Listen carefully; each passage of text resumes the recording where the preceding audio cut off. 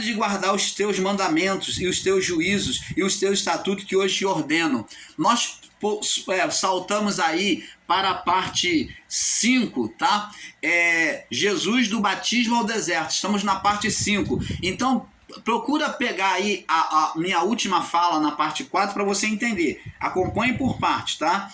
Então, estamos lendo Deuteronômio 8, paramos no verso 11, né? Eu não vou ler de novo, não. Então, você lê do 8 todo e vamos agora no verso 11. Guarda-te que não esqueça o Senhor teu Deus, deixando de guardar os teus mandamentos e os teus juízos, os teus estatutos que hoje te ordeno. Para não suceder que, havendo tu comido e fores farto, e havendo edificado boas casas e habitando-as, e se estiverem aumentando os teus gados, teus rebanhos, e acrescentando a tua prata e o teu ouro, e multiplicar tudo quanto tens, se eleve o teu coração e se esqueça do Senhor teu Deus, que te tirou da terra do Egito e da casa da servidão, que te guiou por aquele grande e terrível deserto de serpentes ardentes e de escorpiões, e de terra seca, em que não havia água. Você está vendo que a serpente e escorpião havia lá naquele lugar, aonde Deus fez com que essas serpentes saíssem dos lugares dela, brotassem da terra, né, saíssem da onde estava para poder picar eles. Que te guiou naquele grande terrível deserto, verso 15, né? De serpentes ardentes, de escorpiões e de terra seca, em que não havia água, e tirou água para ti da rocha pederneira, que representou o Cristo, né? E que no deserto te sustentou com maná, que teus pais não conheceram, para te humilhar, que no deserto te sustentou com maná, que os teus pais não conheceram, para te humilhar, para te provar, para no fim te fazer o bem. Então, o que nós vemos aqui, amados, você pode continuar lendo, vou continuar lendo com vocês até o 20, tá? Para te fazer o bem, verso 17. E digas no teu coração, a minha força e a fortaleza da minha mão me adquiriu este poder.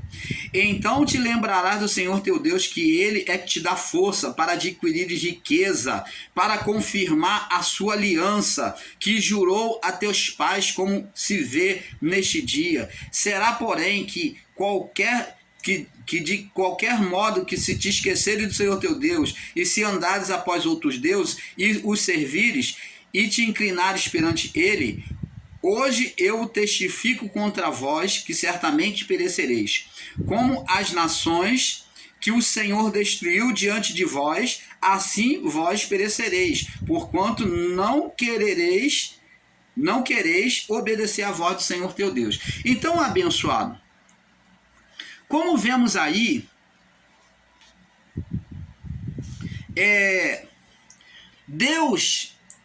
Jesus, ele fez a representação de quê? Do Adão caído. Ele veio reparar o Adão caído, veio reparar depois a nação rebelde, tudo fazendo representação dele. Primeiro ele faz uma imagem agora do período noélico, depois ele faz uma imagem do período da lei mosaico, e depois ele vai fazer uma imagem do período profético. Então vê aqui que no período da lei o povo foi rebelde. Jesus, ele vai para o deserto, vamos voltar lá em Mateus 4, e ele vai para ser tentado os 40 dias, que seriam os 40 dias que o povo tinha que passar no deserto para caminhar do Egito até a terra de Canaã. Levaria apenas 40 dias, mas levou 40 anos. 40 anos. Por quê? Por causa da rebeldia. Mas Jesus, ele se apresenta perfeito. Tendo jejuado 40 dias, 40 dias, o período que seria para o povo, que era o período da caminhada, né? 40 dias para completar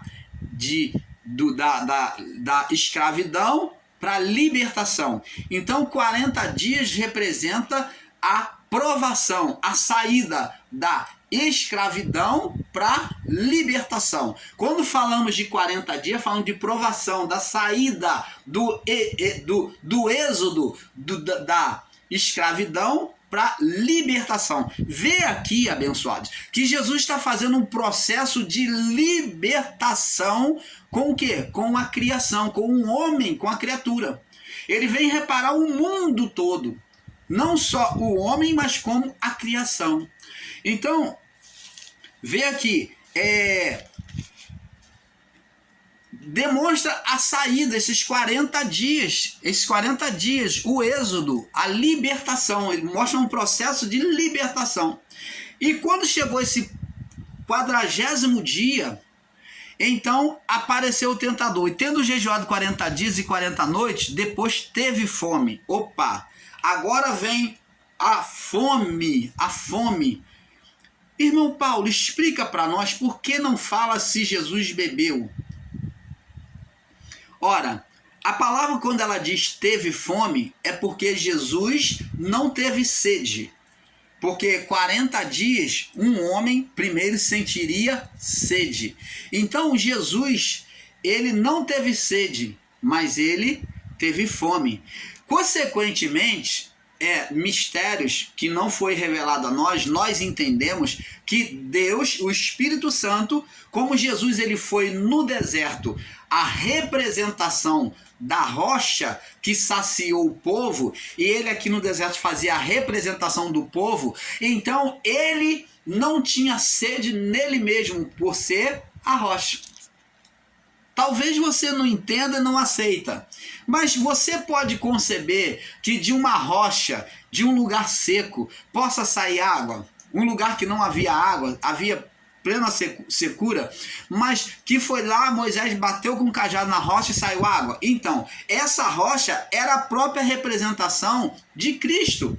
E Cristo demonstra aqui no deserto que ele não sentiu sede por ele ter o quê? Ser a rocha.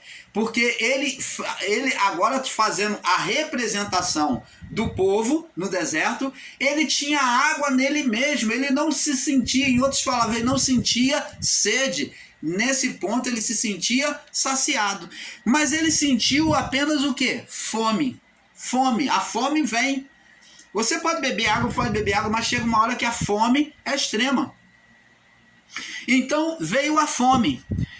A mesma figura do povo no deserto aqui é a imagem que Cristo está apresentando nele mesmo, fazendo a representação do povo hebreu, do êxodo, da saída do Egito, da libertação do povo do Egito para Canaã. Isso demonstra que Cristo está mostrando nele para o Pai que ele está disposto, se ofereceu, está ali para tirar o povo do estado de condenação, das mãos de Faraó. Se existiu um Faraó e Cristo está fazendo essa mesma imagem nele, é porque existia um dominador espiritual. Como existia a imagem de Faraó físico, dominador físico, sobre o povo hebreu, também existia uma imagem de um dominador espiritual. Por isso que Cristo faz a representação nele. E existe, irmãos, aí ensinadores em graça que fica: não, irmão, o ser Satanás nunca existiu. Não, o diabo é a carne do homem. E por que Jesus está fazendo a representação da saída, da libertação do povo do Egito? Nele. Ele está fazendo essa representação. Ele está cumprindo nele, como o próprio povo, carregando o próprio povo hebreu, como ele se coloca como Moisés e como povo. Ele está fazendo a representação nele. E agora ele vem ter fome. Ele vem mostrar que ele não vai desobedecer o Pai. Ele vai permanecer ali fiel. Ele não vai resmungar. Ele não vai maldizer o Pai. Né? Ele permanece como Jó, perfeito ali. Diz aqui: e tendo jejuado 40 dias e 40 noites, teve fome. E chegando-se a ele, o tentador disse, o tentador chegando-se a ele, ou aproximando-se dele. Mas existe irmãos abençoados aí que estão em graça e que ensinam aí em graça, que diz que não é um ser espiritual. E quem é então? Já que está chegando, se aproximando dele, se aproximando do irmão Paulo, o que é? Se está se aproximando é porque estava distante. Está chegando próximo ao irmão Paulo, está se aproximando, está se apresentando. Então, chegando-se dele ou se aproximando-se deles, chegando-se a ele, está bem claro, irmãos. Eles tentam maquiar para tentar esconder o ser espiritual. Por quê? Porque se eles começaram errado e não têm a menor humildade de admitir, nós erramos, porque não querem se desfazer daquelas palavras deles, então eles prosseguem no erro, sustentando o erro até o final, por causa da monetização. Porque se eles verem que o irmão Paulo que está certo, eles estão errados, eles foram admitir que estão errados, então muitos vão sair do canal dele para o canal do irmão Paulo, para o canal do outro irmão que ensina correto, da outra irmã que ensina correto. Então, eles tentam querer acusar o sistema religioso, mas eles estão pior. Aqui é um ser espiritual mesmo, aproximando-se, achegando-se a ele. Achega-se a mim, achegando-se a Jesus. O tentador fala de um personagem, uma figura, e não a carne. A carne já estava com ele, a carne já estava nele, ele não estava igual fantasminha, camarada, Gasparzinho, você ensina aí que é a carne de Jesus. Então, até esses 40 dias, Jesus estava como Gasparzinho, e a carne dele só veio perambulando e chegou naquele espírito Gasparzinho, e a carne falou assim, igual o Gospe, veio aqui, entrou e agora entrou nele. Entrou, a carne entrou no espírito e se juntou ao espírito. Estava perambulando. Peraí, irmão. Misericórdia do Pai, com esse entendimento falho, né? Achegando-se a ele o tentador, disse, olha a proposta que o tentador vai falar, olha só. Se tu és filho de Deus, manda que essas pedras se transformem em pães. Por que o tentador faz essa pergunta, coloca essa questão para Jesus? Se tu és, põe em dúvida, o Filho de Deus enviado, então manda que essas pedras se transformem em pães. Então ele queria provar. Vamos ver se tu é filho de Deus mesmo. Manda que essas pedras se transformem em pães. Por quê? Porque a partir do Adão, que foi vencido lá no Éden, todos pecaram e destituídos foram da glória de Deus. Não eram filhos. Não eram filhos. Eram criaturas, filhos na criação, mas não filiação espiritual. Espiritualmente não eram filhos. Ninguém. Até Cristo, não. Até Cristo, ninguém era filho espiritual de Deus. Era filho na carne, mas não filho espiritual. E Deus queria filho espiritual. Formou Adão para ter filho espiritual. Porque Deus é espírito. Deus não tem nada a ver com a carne. A carne, o corpo físico, foi uma obra de Deus. É como se Deus estivesse aqui fabricando criatura. Ele formou criaturas, fabricou duas criaturas para fabricar, por meio dessas criaturas, fabricar uma vida, uma experiência a essas criaturas aqui para estar no porvir. Então, abençoado, ninguém era filho. Ninguém, não vem dizer que era filho. Ninguém era filho. Filho no plano espiritual, não. Deus não considerava ninguém filho. Ninguém filho. Apenas servo de Deus. Servo de Deus. Tanto que a palavra usada era servo. A palavra servo é muito usada no Antigo Testamento. Mas filho de Deus, a palavra diz que o próprio Paulo diz que ele é o unigênito do Pai. o filho unigênito, único filho perfeito, o primogênito, primeiro filho que Deus teve na criação física. Por meio da criação física, foi o filho. Então ele é o primogênito. Ele é o primogênito, primeiro filho dado pela criação física. Então ele veio por meio da criação física, ele é o primeiro filho que chegou diante do Pai. Ninguém aqui da criação chegou. Por isso que a palavra de Deus diz: ninguém jamais viu a Deus. Ninguém jamais viu a Deus. Ninguém quem? Antes do filho. Você está entendendo? Se tu és o filho de Deus, manda que essas pedras se transformem em pães. Ele, porém, respondeu e disse: está escrito, nem só de pão viverá o homem, mas de toda a palavra que sai da boca de Deus. De toda a palavra que sai da boca de Deus. Então, preste atenção aqui, abençoado. Então, ele usa a mesma palavra lá de Deuteronômio 8, né? De Deuteronômio 8, do 1 ao 28. Então, que ele usa a mesma palavra, que o alimento dele seria que sai da boca de Deus. Você está vendo? E como é que os irmãos dizem que isso daqui não foi o pai que mandou o filho? Foi sim. O filho estava sendo provado ali. A provação do pai foi acreditar na disposição do filho em se oferecer. Mas quem estava tentando? O tentador foi um.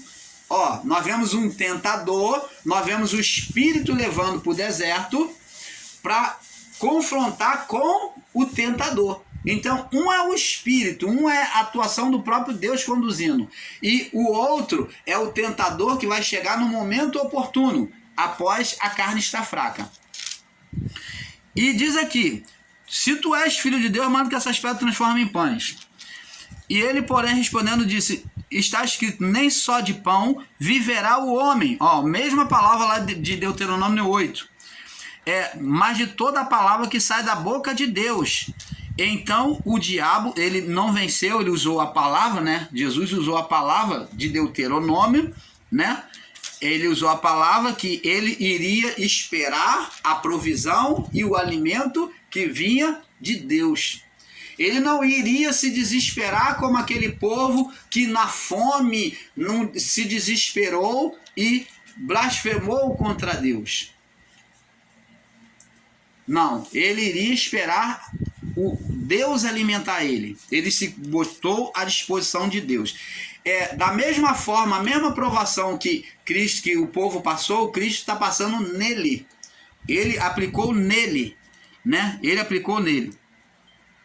Verso 4. Verso 5. Então o diabo transportou a cidade santa e colocou sobre o pináculo do templo. Ora, Jesus, quando diz que ele vai se lançar, ele vai obedecer e vai se alimentar do que vem que sai da boca de Deus, então agora o ser espiritual, Satanás, ele age de forma religiosa. Ele fala, ele está agindo de forma espiritual, ele vai para o que está escrito na palavra, lá de Deuteronômio. Então ele vai para a palavra, então eu vou agir um pouco agora baseado em Deus, vou falar de Deus para ele, vou me maquiar aqui. Então transportou Jesus para a cidade santa e colocou sobre o pináculo do templo. Por quê? O templo era lugar referencial da manifestação de Deus ali naquele lugar, o templo de Jerusalém. Então, para despistar, o ser espiritual colocou ele ali, então julgando que Jesus fosse agir de forma religiosa. Né? O religioso, ele age e ele se trombica. Ele, em vez de ver a Deus, ele vê o mal. Né? O religioso, o extremista, o que é fanático, né? Então Jesus não agiu com fanatismo, que é a palavra certa. E transportou e colocou sobre o pináculo do templo e disse: se tu és filho de Deus, lança-te daqui abaixo, porque está escrito. Ele usou agora a mesma palavra que Jesus. Está escrito. Você vai pelo que está escrito? Então está escrito, lança daqui abaixo. Porque está escrito: que aos teus anjos dará ordem a teu respeito e tomar-te-ão nas tuas mãos para que nunca tropece com o teu pé em pedra. Aonde é que está escrito isso? Salmo 91, verso 11 e 12. Você pode ler lá. Então, ele usou a palavra do Salmo 91, verso 11 e 12, para então tentar ludibriar. Ele usou o texto bíblico corretamente, fora do contexto. Olha o perigo dos ensinos aí, fora do contexto. Ensinos literais aí dos irmãos em graça aí, que está usando o literalismo, né, o radicalismo, para ensinar. Está fazendo como o próprio ser espiritual Satanás. Eles estão sendo induzidos por ensinos demoníacos, como o próprio diabo. Aqui, ó. E disse: se tu és filho de Deus, lança aqui embaixo, porque está escrito: aos teus anjos dará ordem a teu respeito e tomar-te-ão nas tuas mãos para que nunca tropece com o teu pé em alguma pedra. Em alguma pedra. E realmente estava escrito. Mas Jesus disse-lhe Jesus: também está escrito: não tentarás o Senhor teu Deus. Então Jesus, ele não se deixou, ele analisou aquela palavra e ele disse: também está escrito: não tentarás o Senhor teu Deus. Olha, preste atenção. O maior segredo para desmistificar, lançar por terra esses enganos é a própria palavra, é uma palavra superior a esses ensinos errados. E é isso que nós, o canal Luz da Graça, buscamos trazer. É uma palavra superior que vem lançar por terra esses enganos. É o que nós estamos fazendo aqui. Uma palavra superior a deles que prova que eles estão nos equívocos, fora do contexto, estão totalmente equivocados e no engano. Então Jesus, ele falou, mostrou, também está escrito, uma palavra superior. Aí ele bota o mandamento, ele bota agora o mandamento, ele diz: também está escrito, o mandamento muito superior a isso que você falou, Satanás: não tentarás o Senhor teu Deus. Ele não falou que Satanás estava errado, mas ele disse que ele mostrou que ele estava ensinando fora do contexto.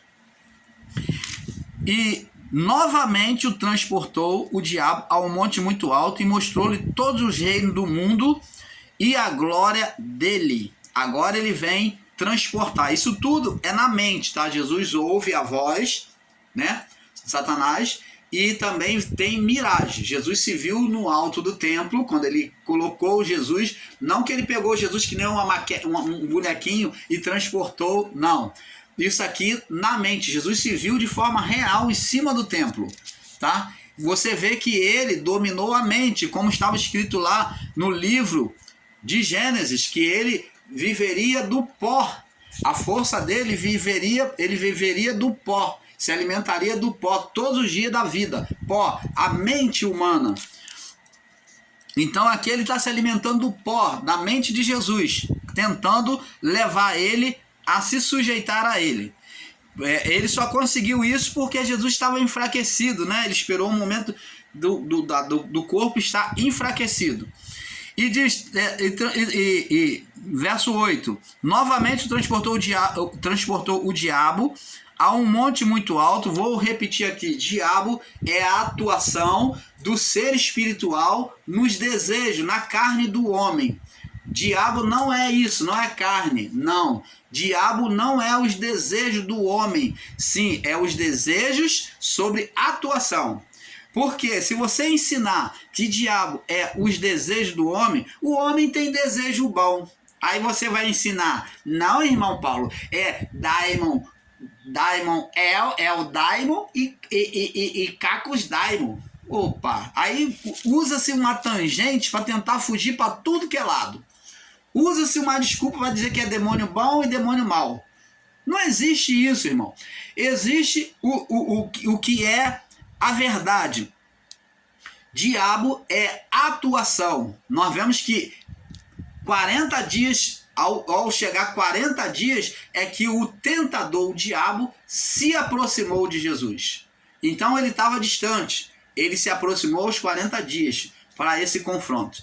Nós vamos ver aqui, depois que ele o deixa, verso 11, aqui ó, então o diabo o deixa. Opa, então você vai ensinar que Jesus perdeu o corpo, que o espírito de Jesus ficou igual Gasparzinho, separado do corpo, e o corpo ficou andando por aí? Não existe vida no corpo sem espírito não, amados. Que ensino é esse? Aí quem é que está ensinando a verdade? O irmão Paulo ou esses irmãos que estão aí ensinando um Jesus Gasparzinho? Um Jesus que o espírito deixa o corpo e fica perambulando por aí. Totalmente contrário. Não existe vida sem espírito. Não existe vida sem espírito. Não existe corpo que viva sem espírito. Então, ele transportou um monte muito alto e mostrou-lhe todos os reinos do mundo. Verso 8, né? E do mundo e a glória deles.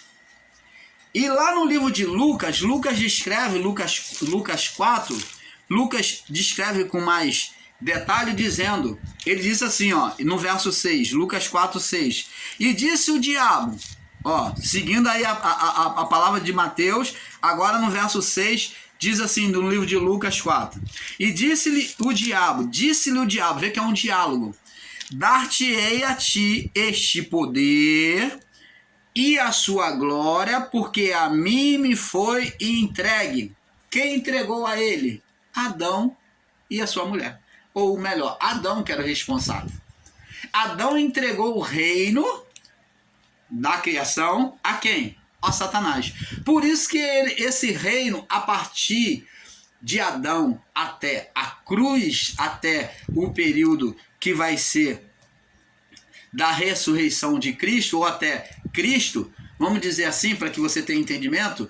Então, esse período de Adão até Cristo vir começar a anunciar a palavra do Evangelho, então esse período de Adão até Cristo, ou de Adão até João Batista, é chamado de período das trevas, né? De período das trevas, o ministério das trevas. É chamado disso por quê? Porque as trevas, o ser espiritual, dominava. Então ele disse,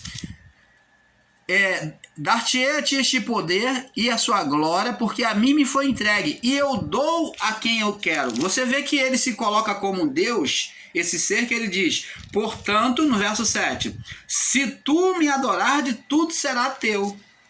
E Jesus, no verso 8, mostra que sabe quem é que está ali pedindo adoração. Jesus mostra quem está pedindo adoração e diz, disse-lhe, e respondeu Jesus, disse, vai-te para trás de mim, Satanás, porque está escrito, ó, para esses ensinadores aí, né, fast food da graça, que não sabe discernir as palavras espiritualmente, observa isso, é muito simples. Olha só, medita sobre isso, ó. Presta atenção, só esse versículo 8, ó.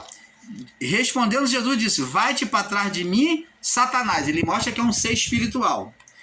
E diz aqui, ele vai confirmar isso agora, ó. Porque está escrito, adorarás somente ao Senhor teu Deus. Opa, ele está falando de um Deus, que é o Criador. Então, adorarás somente ao Senhor Criador.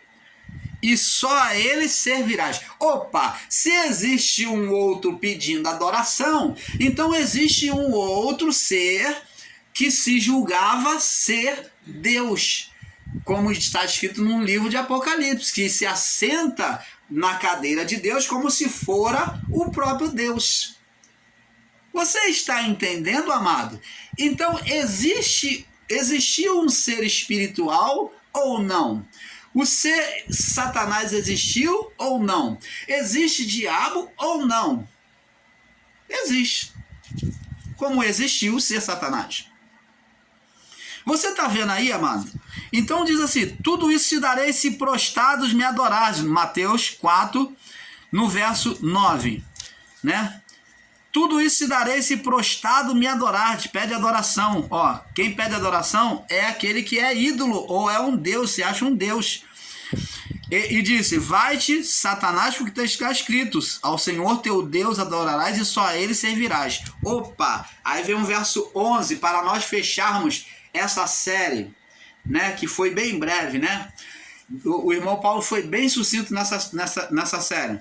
Então, o verso 11 fecha dizendo assim, ó: e o diabo o deixa, e eis que chegaram os anjos e o serviram. Que diabo é esse? Não, irmão Paulo, diabo é a carne do homem, é o desejo do homem. Opa! Mas como é que está dizendo que o diabo deixou ser a carne? Não, a diabo é desejo. E quem é que provocou esse desejo em Jesus? Quem provocou esse desejo em Jesus, levando, trazendo, fazendo ver? Quem provocou? É essa pergunta que nós, o canal Luz da Graça, deixamos a você, irmão aí em graça, que ensina que o ser espiritual não existiu. Quem é que incitou esse desejo? Como nasceu também em Eva? Quem é que incitou esse desejo? Quem é que trouxe esse desejo à natureza de Jesus? Foi um ser espiritual, Satanás. Então, amados, nós do canal Luz da Graça ficamos por aqui com este assunto sobre Jesus, do batismo ao deserto. E nós vamos trazer muito mais coisas, muito mais revelações a vocês. Fique conosco, compartilhe o canal se você gostou. Vamos prosseguindo no entendimento, porque é um pouco aqui, um pouco ali. Paz seja dada a todos vocês.